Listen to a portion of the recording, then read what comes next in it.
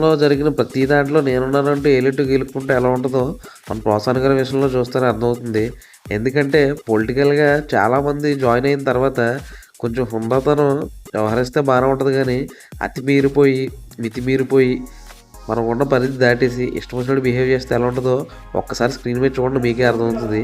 ఎందుకంటే తనకున్న నోటి దురుసు వల్ల ఇష్టం వచ్చినట్టు నాయకుల్ని, వాళ్ళ ఇంట్లో ఉన్న వ్యక్తుల్ని కూడా కించపరుస్తూ ఏది పడితే అది వాగుతూ కామెంట్స్ చేస్తే ఇదిగో ఇలానే ఇంటికొచ్చి తీసుకెళ్లాల్సి వస్తుందని చెప్పేసి చాలామంది అయితే అర్థం చేసుకుంటే మంచిది.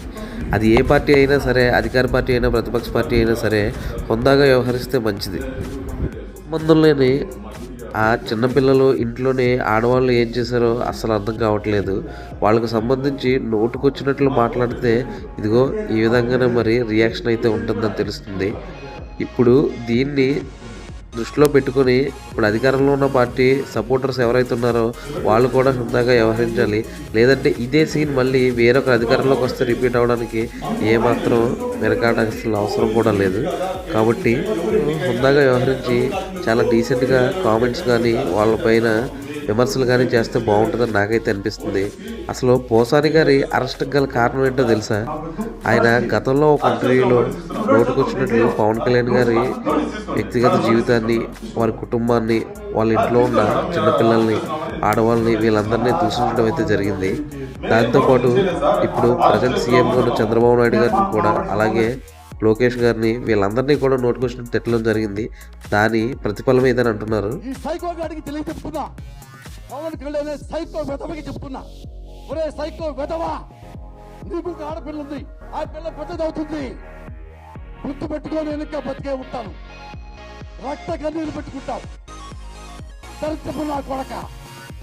చూశారు కదా ఏ విధంగా మాట్లాడుతున్నారో. అసలు సంబంధమే లేని చిన్నపిల్లల్ని ఈ విషయంలోకి లాగి నోటుకొచ్చినట్లు వాళ్ళ మీద అలా మాట్లాడడం నాకైతే కరెక్ట్ అనిపించట్లేదు.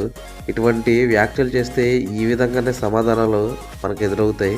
కాబట్టి అధికారం ఉన్నప్పుడు చెలరేగిపోయి పేటరేగిపోయి, అధికారం లేనప్పుడు ఏడుస్తూ కూర్చోవడం అవసరమా మనకి? అందుకనే హుందాగా వ్యవహరించండి, ఏ పార్టీ వాళ్ళైనా సరే, ఎవరైనా సరే. ఎవరినో మెప్పించడానికి ఇప్పుడు తన కుటుంబాన్ని నొప్పించే విధంగా ఈ పరిస్థితి అయితే ఎదురైంది ఇప్పుడు పోసాని కృష్ణమురళి గారికి.